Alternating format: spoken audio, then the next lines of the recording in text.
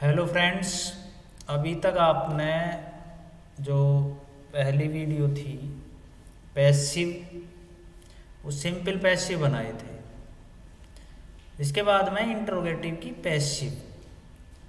प्रश्नवाचक के हम पैसिव नियम वही हैं, जैसे सिंपल की पैसिव बनती है, अफर्मेटिव नेगेटिव की पैसिव बनती है, इस तरीके से ही इंट्रोगेटिव की पैसिव भी इसी तरह बनती है।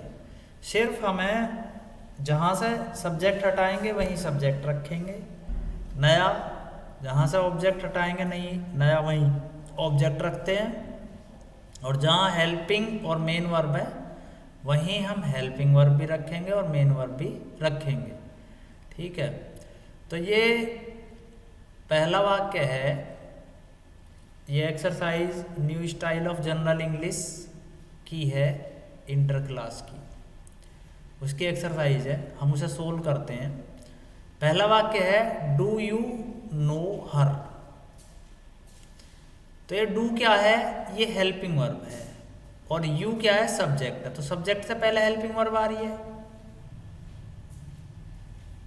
ये वाक्य इंट्रोगेटिव है। जब सब्जेक्ट से पहले हेल्पिंग वर्ब आती है तो वाक्य इंट्रोगेटिव होता है प्रश्नवाचक का। नो क्या है, मेन वर्ब है, और हर क्या है, ऑब्जेक्ट है। तो जब हम पैसिव बनाएंगे तो हर जो ऑब्जेक्ट है उसका हम सब्जेक्ट कहाँ रखेंगे, यू की जगह पे। तो यू की जगह पे हमने क्या बना दिया, जब हर का हम सब्जेक्ट बनाएंगे तो वो हो जाएगा सी।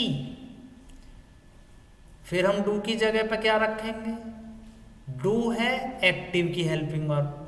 डू से हमें पता लग रही है वाक्य प्रेजेंट इंडेफिनिट है।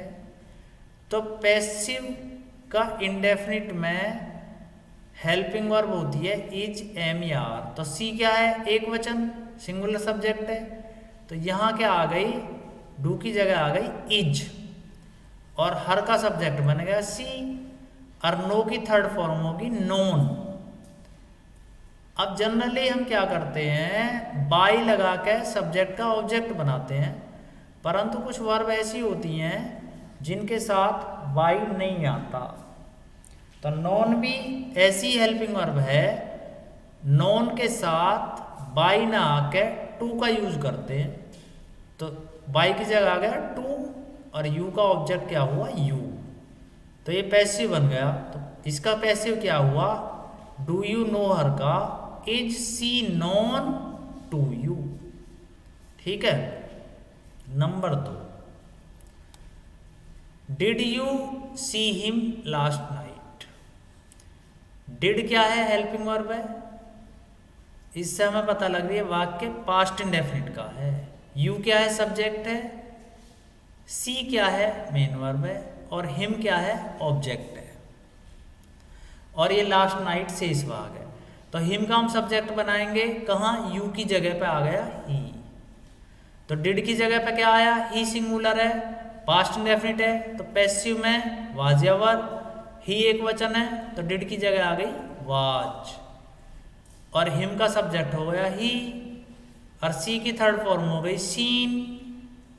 शेष भाग हम जोड़ देंगे लास्ट नाइट, और बाई सब्जेक्ट यू का क्या बनाएंगे, ऑब्जेक्ट। तो यू का ऑब्जेक्ट भी यू ही होता है। ये पैसिव बन गया। तो पैसिव क्या हुआ, was he seen last night by you.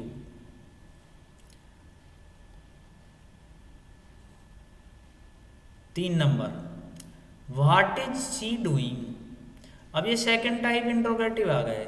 अभी तक ये जो दो बनाए थे आपने, ये क्या थे, हेल्पिंग वर्ब से आरंभ होने वाले थे। अब ये जो तीसरा है, ये क्वेश्चन वर्ड से आरंभ हो रहा, व्हाट से। इज क्या है, हेल्पिंग वर्ब है। सी क्या है, सब्जेक्ट है। Doing ING. तो इज एम आर आईएनजी से हमें पता लग रहा है कि वाक्य प्रेजेंट कंटिन्यूअस है। तो जो क्वेश्चन वर्ड है अपनी जगह ऐसा का ऐसा ही रहेगा। व्हाट था तो अपनी जगह व्हाट ही रहेगा। अब प्रेजेंट कंटिन्यूअस है, तो प्रेजेंट कंटिन्यूअस की हेल्पिंग वर्ब क्या होती है, is being, am being, are being. तो यहाँ क्या हेल्पिंग वर्ब होगी, पैसिव, इज बीइंग, और डूइंग की थर्ड होगी डन। बाई सी का हम ऑब्जेक्ट बनाएंगे, सी का ऑब्जेक्ट हो जाएगा हर, ये पैसिव बन गया। तो व्हाट इज ही डूइंग की पैसिव क्या हुई, what is being done by हर। अब आ गया 4 number, has the boy locked the door. Has क्या है, हेल्पिंग वर्ब, इससे हमें पता लग रही है वाक्य प्रेजेंट परफेक्ट का है।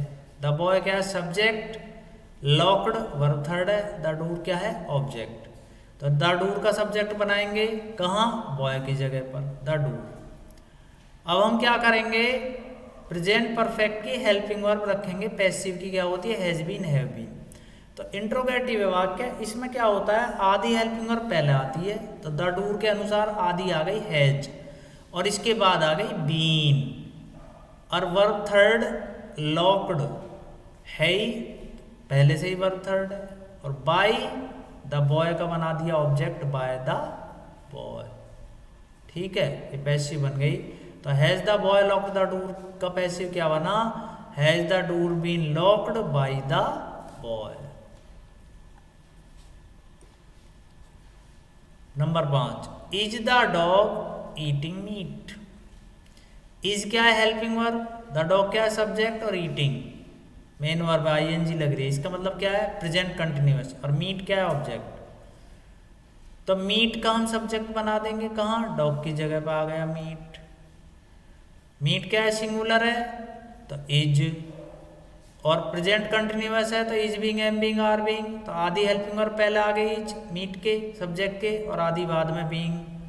वर्ब की थर्ड फॉर्म मीट की क्या हो गई, ईटन, और बाय द डॉग का बन गया ऑब्जेक्ट, बाय द डॉग, ये पैसिव बन गया।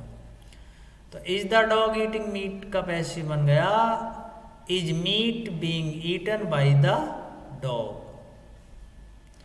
Number 6, will you help me. Will क्या है, हेल्पिंग वर्ब, इससे हमें पता लग रही है फ्यूचर इंडेफिनिट का वाक्य है। यू क्या है, सब्जेक्ट, हेल्प क्या है, मेन वर्ब, मी क्या है, ऑब्जेक्ट। तो मी का हम सब्जेक्ट बनाएंगे किस के स्थान पर, यू के स्थान पर आ गया आई।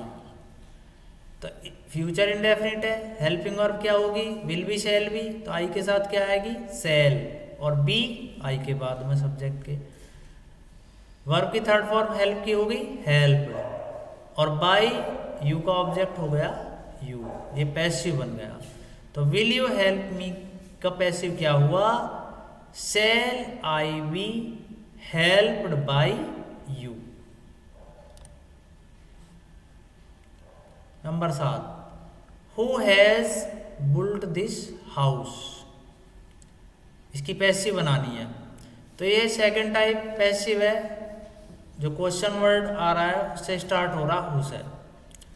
हु क्वेश्चन वर्ड है, हैज क्या हेल्पिंग वर्ब है, और बुल्ट क्या है, वर्ब थर्ड है। तो हैज और वर्ब थर्ड से पता लग रही है वाक्य प्रेजेंट परफेक्ट का, दिस हाउस क्या है, ऑब्जेक्ट है।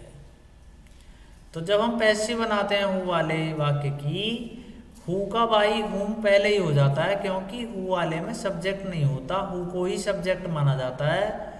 तो इसमें बाई लगा के सब्जेक्ट नहीं होता, जिससे हम बाई लगा के ऑब्जेक्ट बना सकें।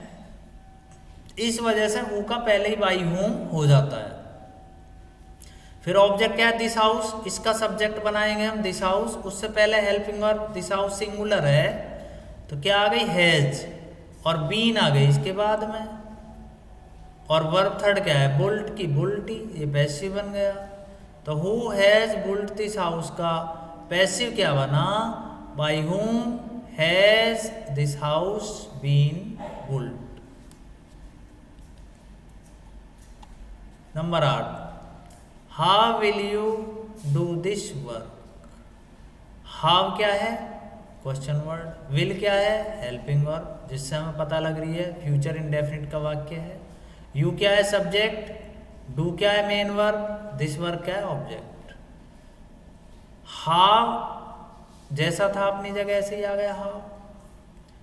विल फ्यूचर इंडेफिनिट है, ऐसे ही आ गया, क्यों, दिस वर्क का हमने सब्जेक्ट बनाया दिस वर्क, तो फ्यूचर इंडेफिनिट है, विल बी या शैल बी, आधी हेल्पिंग वर्ब पहले, विल दिस वर्क, और बी इसके बाद, और डू की वर्ब थर्ड डन, और बाय यू का ऑब्जेक्ट यू। तो हाउ विल यू वो how will you do this work का पैसिव क्या बना, how will this work be done by you.